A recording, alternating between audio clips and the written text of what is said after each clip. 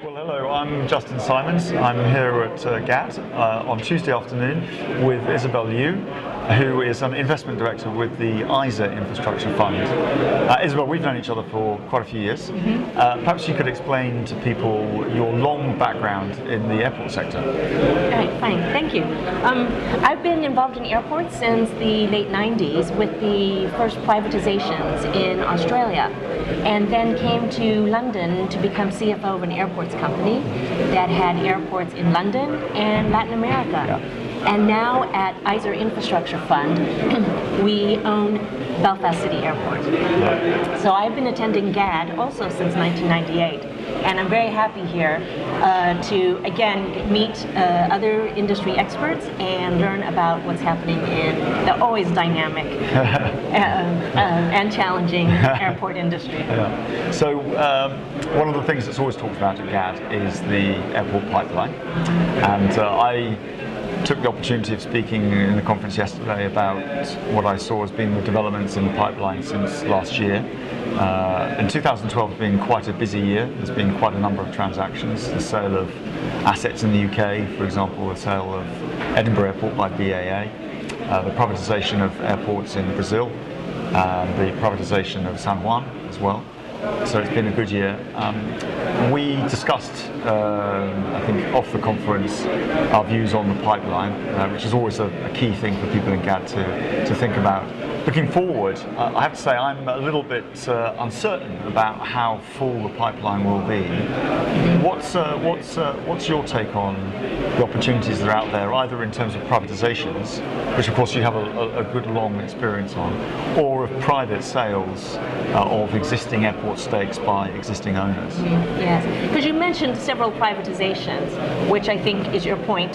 For example, the Portuguese system is currently in process now, but you anticipate that the Spanish airports will come back to market. So I think, and which you have been previously involved in as well.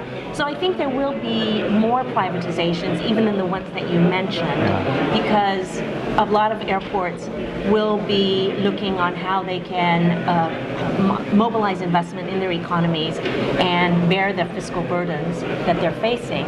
And they see that airports can generate investment from the private sector, and that they can be very commercial, and so they will look to privatize their airports. I think there is increasing experience in seeing how governments around the world have privatized. So there will be more, and we know that there will be more fiscal pressures as well. In addition, there is now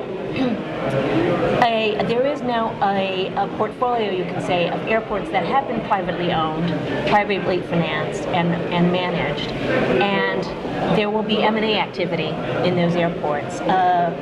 For example, you have just successfully advised the winning bidder for Newcastle Airport. Newcastle Airport has been going through a refinancing and as well as a change in equity ownership. And so I think there will be a number of other airports that are at that stage of past the initial ownership in the private sector.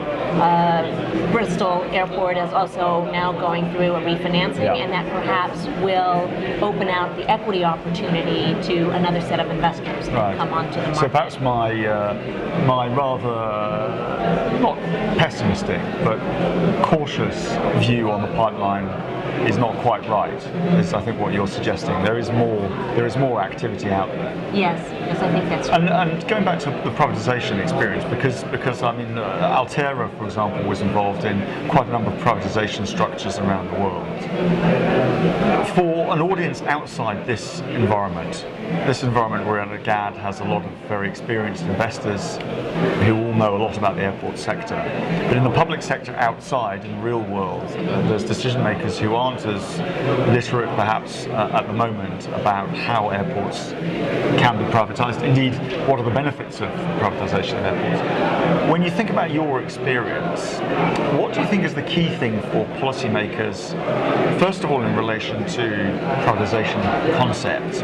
What do they really need to get right in order to effect a successful privatisation? Is it a question of be very clear about your objectives?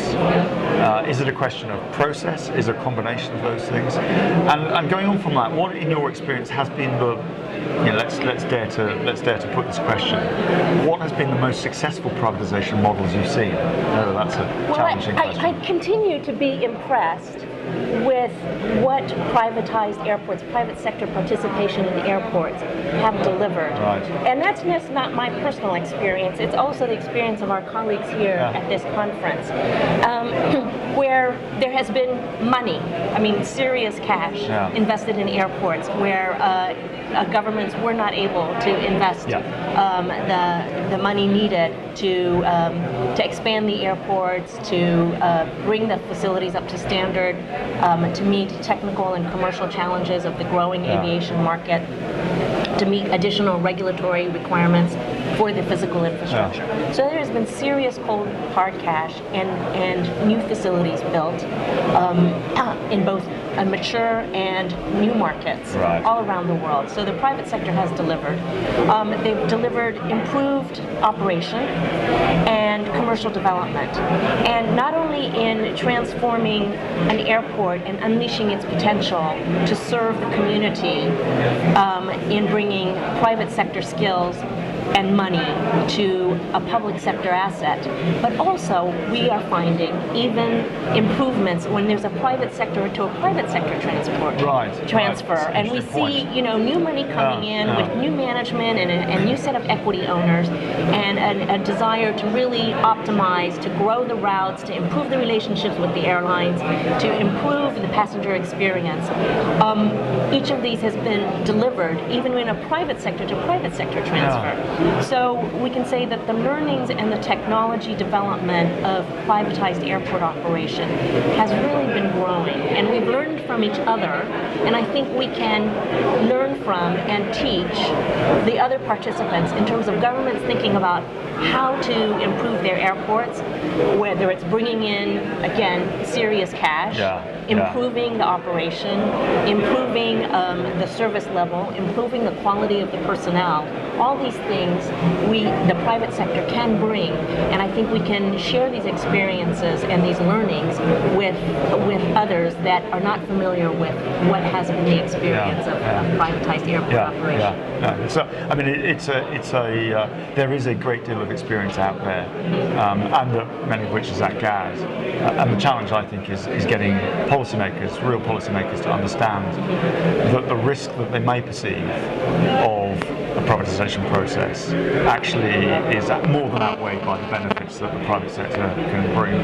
In terms of policy issues, because I know this is something that you're very interested in, there are, I think, a wider set of policy issues that governments are responsible for that are affecting the airports and air transport industry. I think you've got some views on that perhaps we can talk about. Yes, because as we friends in the industry get together at GAD, we kind of complain to each other about big bad government.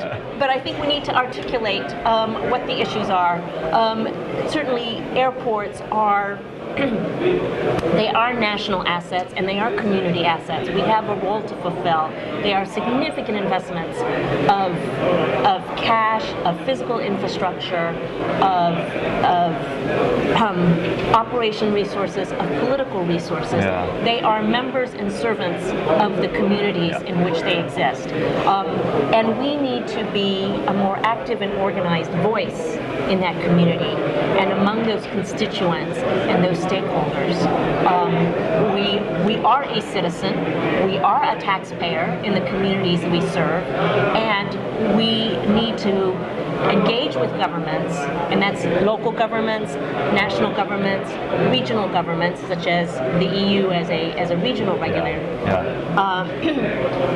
And in and having them understand the issues that affect us and the policies that perhaps without intending to really make the challenge of airports even more challenging. For example, duties on air travel. For example, limits on the efficient development and operation of infrastructure. We talk to each other and we complain to each other, but we don't speak with united voice in engaging with the outside communities and the governments and the regulators to say, this is what we're doing, this is what we can do, but you have these policies which are not well thought out and end up having a punitive effect. And do you think there are certain geographies which are more punitive to air transportation than others? I think probably you do have a view on that. Many people do. But it's a serious question in the sense that the economic benefits that you're talking about airports in their communities somehow versus the level of taxation that comes out of the broader air transport industry is not something that certain countries and geographies are getting right. And others really see the benefits of aviation and aviation growth. I guess there are some particular areas of concern. Yes, I think when sometimes airports are there perhaps as easy targets because physically, perhaps unlike airlines, we can't up and leave.